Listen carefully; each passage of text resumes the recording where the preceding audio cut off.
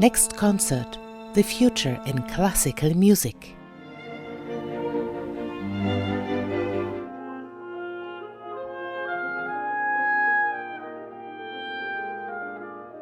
Welcome to the podcast Abel Selaocoe with huge energy usually and great ideas about the future of classical music. So if you think of the term future, what would that be for you in music?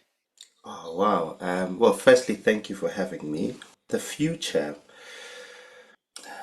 I tend not to think a lot about the future. I tend to think about a current inspiration. I think evolving is somewhat up to us, but also not really up to us. Like what happens in the current present can be so amazing, creating a combination of influences for the future that we don't have control over. But certainly, I think the future will always be sharing influences. That doesn't stop. The future will always be understanding, where we came from and what was tradition and what has dissolved from that tradition. It's understanding those things that kind of inform your present time and what could be the future. That's really beautifully put, and it hits hard on us mid-Europeans who have a very narrow view on origins and where we are coming from. And we can learn a lot from you and your musical idea, because whenever I listen to your recordings, I feel everything so connected in a good way, that everything's so coming from the same spirit. When you play Bach, it sounds like the universe is really in it, and also everybody on this earth is allowed and invited to share, not only the mid-European, this is the way to play and this is not. So, what is your approach to the music rather than looking into the notes? Well, I mean, music is kind of like a wonderful mirror for society. It tells you what's going on at the time. It also highlights understanding of the world that comes from a very long time ago that is very similar to today as well. It seems like time doesn't matter in music. It's understanding what's around you. Yeah, I mean, I think in that sense that's music in that sense for me. Yeah. Yeah. Yeah. It is almost like it's not you have come to the cello, but the cello has come to you, because whenever I hear you playing, it's like it's your musical personality that's doing something, and the cello is just coming there and an invited tool, but it's not the main instrument of this, because the wholeness of your musicianship is the music instrument. Yeah, absolutely. I mean, if you wouldn't say to a poet, your instrument are your words, it would just be simply the tools are the words, which is what the instrument is. It's a tool to my context, to my culture, to where I'm from. And also, understandably that the cello doesn't, come from the African diaspora or the African perspective, but if you hand somebody a tool, a shovel or something, they'll do something completely different with it. And I think that's quite important to have these things in different hands as life goes by. The cello hasn't been much in Africa, but actually I feel like there's some scope of similarity between what it is and what other African parts are. So there's always a thread that binds these things together, even if it's a small one. It becomes something quite big after a while if you explore it. Could we, although the story is so well known, but maybe you'd briefly like to introduce us to the world in which the cello came to you? So it was in Soweto, which is, well, in your youth, at least not before, but I'd say from the 90s and from the year 2000, it's become like a cultural center where a lot of possibilities were given to young people. Hmm. So, where would you enter that picture and how did it go from there for you? Well, okay, so the way I entered the picture of that landscape is through my brother. My brother was a bassoon player, fagot player. Is amazing inspiration for me throughout the years, but also somebody who took the initiative to do something different from our culture, from where we were, and he just wanted to try and to experience different parts of the world, in that sense. And he gave that gift to me, and we went to a music school in Soweto, where there were other kids, black kids, who were amazing learning string instruments. It was like an outreach program, so often we shared our instruments. Nobody had their own instruments and that kind of thing. But this is, amazing because we didn't have the context of tradition. And I found that amazing because we had the freedom that we wanted to put on the instruments. And then we were also taught a little bit, where all of these things came from, started playing the Bach suites, started doing very different things, and learning even the technical things on the cello from old masters and things like that. So this combination of these two worlds, there were no rules against it, and that was very freeing and very beautiful. Yeah. What did you do from there? Because usually, if there are gifted young instrumentalists, they would hide in their rooms and start playing scales and learn the repertoire, whatever that may be. And then until they are finally allowed out to the world, it seems like you did different. What did you do? Well, I think that's African culture. So you learn things next to other people. There's a very much the philosophy of each one teach one. If you discover something, you have to pass it on to the next person. And we also never had the opportunity to have a room to ourselves, We didn't have the privilege of one cello, one teacher to one child. It was always in groups, things like that. And I think that was a really beautiful way to learn next to other people and to struggle next to other people trying to learn something, and to be at the very beginning of basics next to other students, while also next to you are students who are a bit further, you know. And so the relationship between being really great at what you do was literally next to you. So your peers and the other students are what inspire you more than the teacher sometimes because of how much they improve of and they're right next to you. So that was amazing to have. And yeah, we our classrooms were full, and had maybe two cellos and maybe, six, seven kids to two cellos, and in the next class the same thing. So it was a bit like that. Is that coming back to the future again? Is that something you wish for young people basically all over the world? Not only, well, we have one initiative here in Germany that says each kid one instrument. But I feel that the idea of sharing the instrument as well means a lot to actually be able to listen and to feel what the other person is feeling who's playing the instrument as well. So Mm. is that something that's important for kids or for young people as well to give them at least the opportunity to play if they then stay to it? It can be something else, but at least to experience music and from there start Oh, thinking. 100%. I think, I think most people should be allowed the right to make music, even if they're not quote unquote meant to be musicians. There's nothing such as that.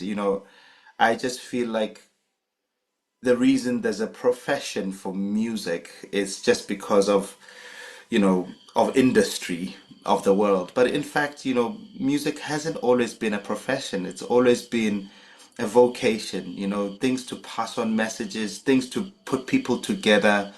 It's not always been for maximum, consuming of the most people. It's actually always been for certain reasons. So I certainly think everybody has the right to play music. Everybody has the right to sing. This is such a big deal for communities, and we need to combat things like loneliness, in the world. That's what music is for. it would be crazy just to think music is for performance and people buy tickets and we play. It's not a profession. It's a social savior in that sense, you know. So everybody needs it, and I think all children should give it a go, you know. And I also think all children should teach each other because that's a big deal. I think some of the most inspiring people are my friends, not the older people that are all the way up there. When did the Bantu tradition add to your music? Because it's probably always been there, but there must have been one day or the other when you realized, okay, I have something to share. I can work it on the cello. Yeah, it was always there. I mean, like as soon as we were given the instruments, like because before we were singing, you know, we were singing hymns, African hymns, especially, you know, church-based things, but also cultural-based things. Because again, like many parts of the world, religion and culture mixed in so many different ways in South Africa. We have, you know, maybe 11 official languages, you know, which means different tribes, 11 different tribes across. And everybody has very different cultures and some similar things, but also this idea of God came, you know, back in the day with colonialism, but it became a big fabric of African culture and religion, and that realization mixed musics a lot. So we were already singing like since we were young, making up songs. And I think, as I said before, the minute you're given an instrument is like, oh, I have a memory of what music is. It wasn't like here's the beginning of music through this instrument. You know, we have memory through our culture, through the drum, you know, through the voice, and everything else is a translation. You know, like even if you take language, you know, language is drums. You know, language is rhythm, and our lyrical voices can move on to the cello and translation. So everything just became translation rather than something that was new.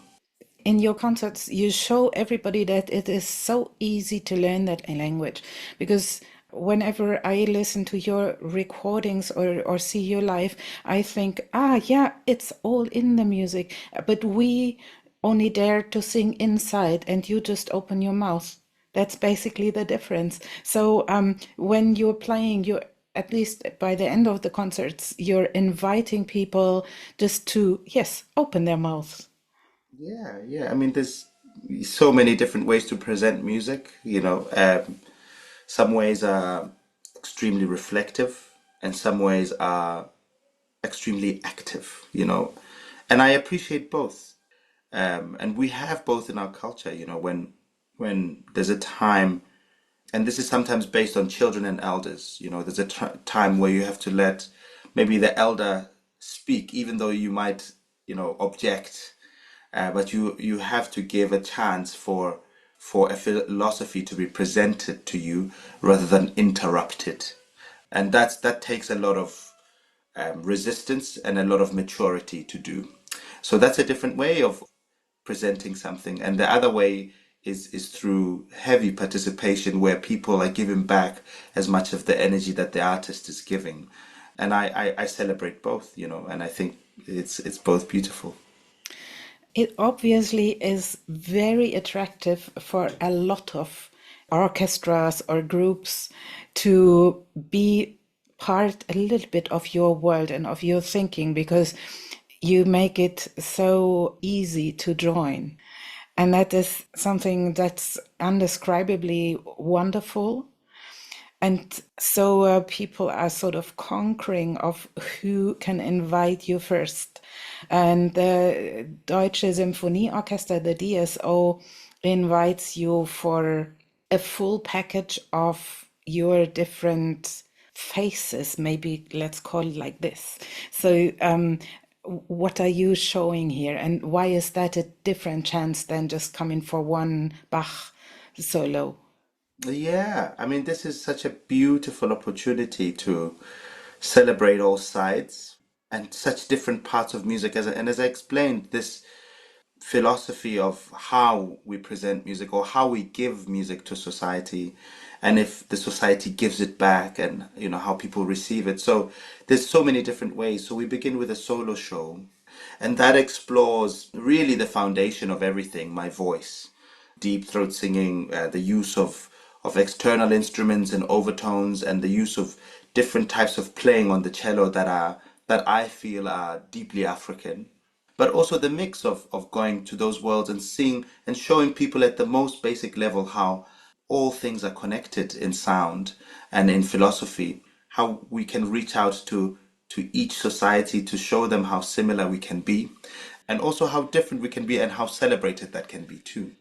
And then the next concerts are with the orchestra, with the Deutsche Symphony Orchestra, and that's going to be a premiere of a new cello concerto by a wonderful composer called Jesse Montgomery, and the piece is called These Righteous Paths, and it's basically an inspiration of from a mother, from a mother who was, again, comes from the black community, but a different type, a displaced community for a very long time, and the search for that and the understanding of society in that way, but also in the sense that the cello meets a very classical world, but with a very African story, which is such a very beautiful thing. So that's a new combination, and I'm an interpreter in this world, which is a very nice thing. Whereas the night before, I've been kind of the creator of all of the sounds, of all of the compositions, and the next day I interpret a story of a certain culture that is black, that is American, but that also searches for its Africanness within a new landscape, which is very beautiful, I think. And then the last concert is my band called the Bantu Ensemble, so Abel Selaocoe and the Bantu Ensemble, and this is very powerful because it's now comprises of all of the worlds, of free improvisation in jazz, in classical, but also, we go all the way to Baroque music to cosmic sounds, and we have amazing musicians around. Our pianist, who's a great Baroque musician, but also a great jazz musician, and our percussionist, who's a great free improviser, but he makes his own instruments that create sounds that we've never heard before. And we have an amazing bass player who's, he loves playing groove and keeps the band kind of moving along. So this is very exciting, and these are very different parts of me. Yeah. This being an interpreter for Jess Montgomery's piece, just describe a little bit more. Have you met her or have you Zoomed with her before, or did you just receive the part? No, we've met. We've met. We met the first time in Trondheim, in Norway, and yeah, we were starting to discuss, like what our identities. I think she wrote the piece very much with me in mind. We come from very different backgrounds, but actually, again, what is profound about where she comes from and where I come from and what's important. And it became clear that mothers are pretty important, and the history through them is quite important. And as soon as those conversations began, then the creative, began to open up, and she started to write. And then we met again in the US for her to see the things that I do usually on the cello, but without changing her style. It was that was quite important. And she's got this kind of beautiful rhapsodic and singing way of doing things, which fits very well on the cello. And then a little bit of additions from my voice, percussion, and things like that. And so these righteous paths, this piece, was born in this way. So through very collaborative process, for sure. I wanted to keep that out, but still, I'm so curious about the throat singing. I tried a lot, I failed a lot in doing so. What's the secret behind it? What are you doing, and where's the intention coming from? Oh, I mean, it's hard to teach, again, I mean, for me, it's firstly, it starts with a little bit of cultural grounding, a way of singing in South Africa in the Eastern Cape called umngqokolo, and everybody sings with the throat, and it's for ceremony, it's for prayer, and so that's the first foundation for it. And I mean, if the way to explain how to do it is through deep relaxation and not pressing. And it also requires you, because it speaks to an very old way of listening, which is overtone listening. When we play four part and other, harmonic music, you play out every note and you really hear it. But whereas with throat singing or some other African instruments, the bass is one note, and you really have to tune your ears to hear more notes inside of the note. And so there's a whole world of overtones inside one note, and it's like a whole system of listening. Otherwise, you just hear the foundation note if you don't listen deeply enough. And this is the idea of throat singing. And we have maybe five, six notes, inside, and that's the whole world. And that's very beautiful. Yeah. The world in this note, I can hear it, or at least who's interested in listening will be able to hear it. But there's also this mystery for me that sometimes it sounds extremely harsh, but it's not aggressive in that way. It's just extremely powerful and energetic. So how to not overdo? I have no answer. I have no answer. I mean, it's about persevering. It's about, relaxation, and find somebody who does it, and spend time with them. Again, each one teach one, sit next to somebody who does it and see if you can imbibe it and breathe it in. Thank you very much. In the future, I will do so because that is another part of the future in classical music. Thank you very much, Thank Abel you. Selaocoe. Thank you. Thank you.